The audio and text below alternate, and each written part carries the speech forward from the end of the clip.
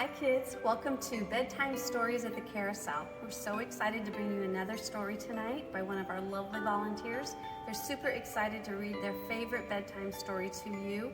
We hope you enjoy it. If you missed last week or you missed any night, be sure to visit our YouTube channel and also our website to get caught up.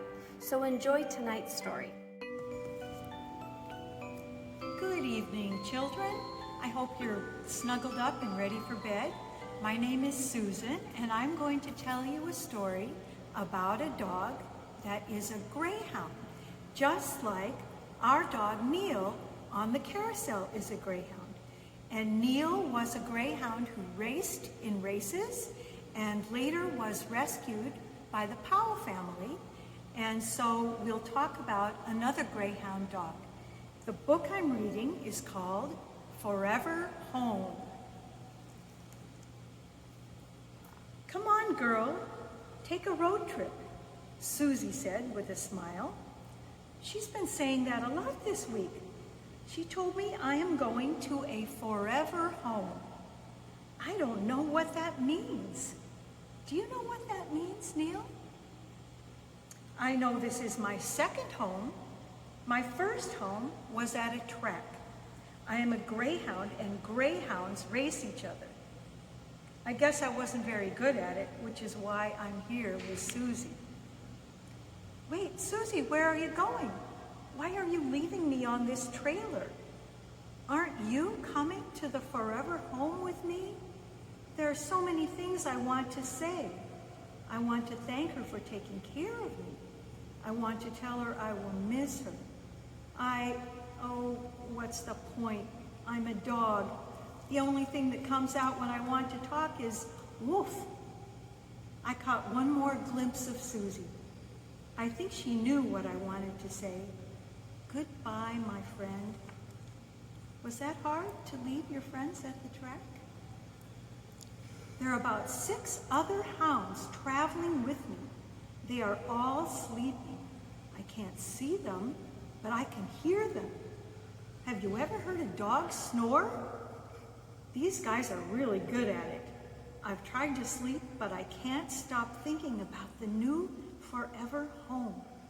I wonder, what will it be like? Will the people be nice to me like Susie was? I tried to look out of the window, but it was hard to see anything. After a very long ride, the trailer finally stopped. The doors were coming open and the hounds were being let out. I wanted to get out too.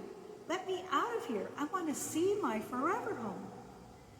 Finally, it was my turn to get out. I was so excited to see my forever home. But all they did was put me in the back of another type of vehicle. They called it a car. Do you know what a car is, Neil? Come on, girl, time to go, the man in the car said. Oh no, this isn't the forever home? We have to ride even longer? I have slept as much as I can. What am I going to do now? There's a picture of this dog in his car. There's one thing this ride has that the other didn't, a good window. I tried to make my escape when the man who was sitting with me wasn't looking. I thought I was going to make it when Keith, that's his name, grabbed me. I thought he would be mad at me. He wasn't. He just held me tighter and whispered, "It's okay, girl." Finally, the car came to a stop. Keith led me out to the grass. Whoa, what was that? Did you see it? Something ran across the yard. It looked familiar somehow. I tried to chase it, but Keith held me back. Neil, do you remember chasing rabbits? I think Keith read my mind when he said, "Are you ready to eat, girl?" Well, let me think about that. I haven't eaten in a long time because of traveling. I am starving. So yes, I mean, woof. Keith led me to a room with a strange floor. The first rooms I explored had furry floors. It made it easy to walk around. This floor was slippery, and when I stepped inside to head to my food bowl, I went sliding across the room. I was going so fast I couldn't stop. I slid right into the wall. Ouch! I was so scared now, I didn't even know if I wanted to eat. Keith picked me up and told me I would be okay. He says that a lot. I wonder if he's ever gone sliding across a floor into a wall. At least he moved my food bowl closer so that I wouldn't have to walk on that floor again. It was such a nice food bowl. It was raised up so I didn't have to bend down. I felt like a princess eating dinner. I'm not sure what the rest of this forever home has to offer. I'm not even sure I want to find out. For now, I'm content just eating and taking a break from exploring. It seems as though Keith thinks my sleeping quarters are at the top of these wooden blocks. Do you know what those wooden blocks are? He says, Pico? That's my name. It's okay, just come on to bed. I think not. As I turn back to head to my very quiet corner, Keith heads down the wooden blocks and picks me up. He actually picked me up and started climbing the blocks with me in his arms. Now this is just embarrassing. Many days had gone by and we were once again in the car. Keith said we were going to meet a new friend. The silliest looking dog comes to the car to greet us.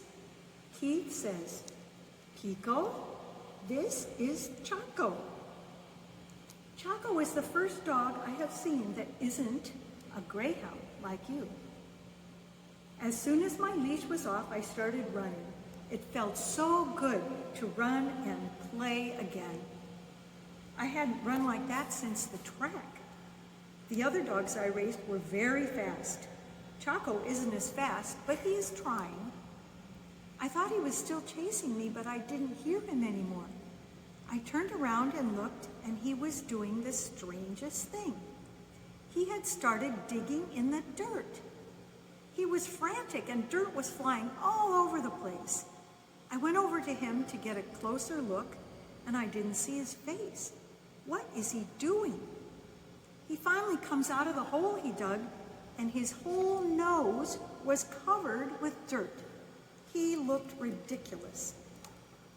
Hey, you should try digging. It's really fun, he said. Except my nose hurts. I think I lost my chain, Choco said, all in one breath. I said, you are a little odd, and your nose is red. I think you need a bath. You have dirt all over you.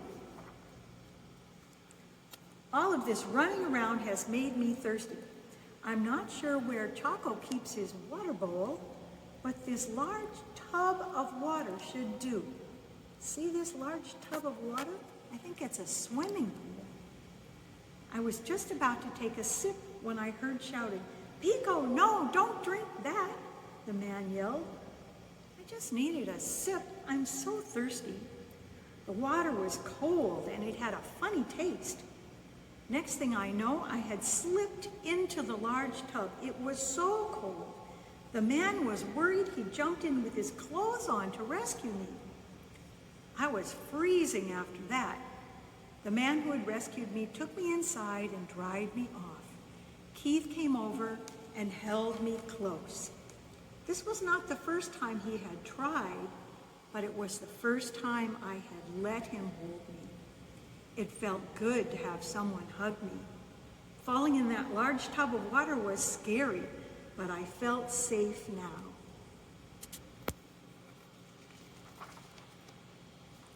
I had a really good time meeting Choco. He was a little different than me, but that was okay. I can see us being good friends. I don't understand why he digs so much, but maybe one day I will. After falling in that giant tub of water, I was ready to go home. Keith said, come on, girl, time to go. There's that word again, home. I think I finally know what that means. I have found someone to take care of me, to play with me, and to love me. I think I will like this forever home. Like I think you probably loved your forever home, right, Neil? The car ride back that day was nice. I stuck my head out of the window, but I was not trying to escape this time. This time, I was a real dog, breathing in the fresh air, on my way home. The end. I hope you liked that story, children. I hope you liked it, Neil. And so I'll say goodbye to all of our Carousel friends, Zeus behind me, and Frederick over there, and all the other animals. I know they miss you and look forward to when they can see you and you can ride the carousel again. Have a good night's sleep.